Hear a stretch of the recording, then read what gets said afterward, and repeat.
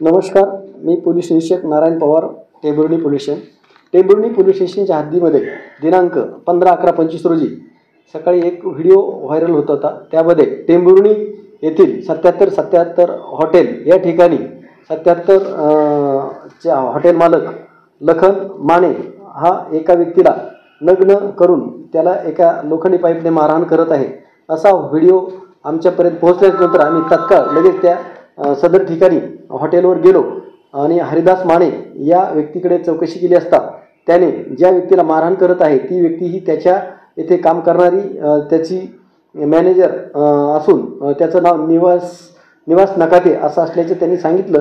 त्यावरून आम्ही निवास नकाते यास तात्काळ त्या ठिकाणी हॉटेलवर बोलवलं आणि झालेला प्रकार का झालेला आहे आणि कसा झालेला आहे याबाबत विचारणा केली असता नकाते यांनी आम्हाला सांगितलं की मी या सदरचा प्रकार हा 3 महिन्यापूर्वीचा आहे आणि या ठिकाणी मी काम करत असताना लखन माने मालक याने तू नीट काम करत नाही, का करत नाही, तुला लई मस्ती आली काय असे म्हणून माझे अंगावरले सगळे कपडे काढले, मला नग्न केलं आणि मला सर्व कामगाराच्या समक्ष माझ्या पार्श्वभागावर लोखंडी पाईपने मला मारहाण केलेली आहे.